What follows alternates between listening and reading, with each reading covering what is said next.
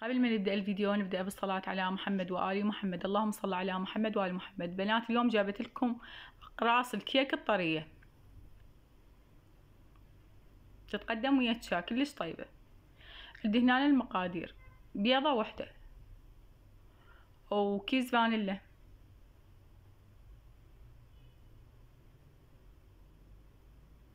نص كوب شكر، ملعقة صغيرة فانيلا سائلة هذا حسب الرغبة، وعندي هنا ملعقتين ماء الزهر،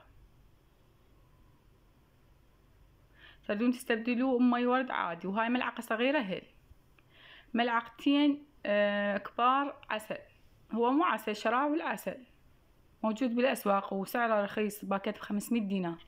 أخلط المكونات بهالشكل. بنات اللي حابة تقلل الشكر شوية تقلل، يعني مكان نص الكوب شوية توخر من عنده نص كوب.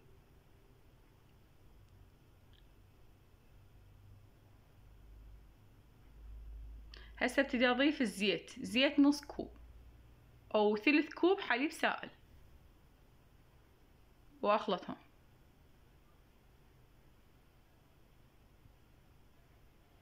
هسه اضيف الطحين، الطحين كوب ونص، وملعقة صغيرة بيكنج باودر.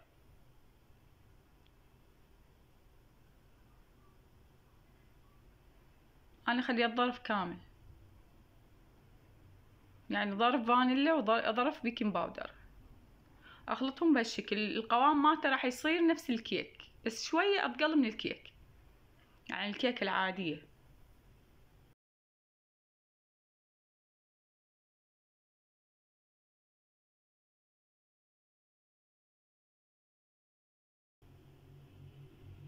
هذا القوام مالته. تردون تصبوه بكيس مال حلواني او تردون تسووا شكلوه بايديكم. هي كلش طرية العجينة، فانا اتهن ايدي بشوية زيت مرة واحدة اتهنها، وابتدي اسويها اشكلها بهالشكل. اخليه على ورق زبدة.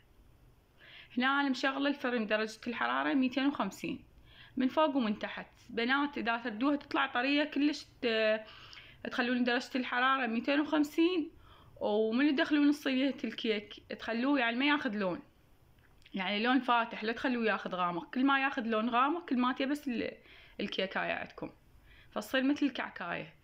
فانتو اذا تردوه يصير مثل الكيك الطري، فخلوه له ياخذ لون هيج بهالشكل. هذا اللون مالته. وهذه الوصفة تفيد يعني حتى للمدارس للأطفال، مثلا تخلوا لهم فد كيكاية وياها موزاية أو وياها فاكهة. وهذه الكيكة كلش طيبة وطرية، العجينة مالتها طرية نفس الكيك اللي يبيعوه اللي عليه البغراش، واللي حاب يضيف له جوز الهند من فوق عادي هم يصير، ويتقدم ويا الشاي كلش طيب. ولهنا ينتهي الفيديو مالتنا، مع السلامة ودمتم في حفظ الرحمن.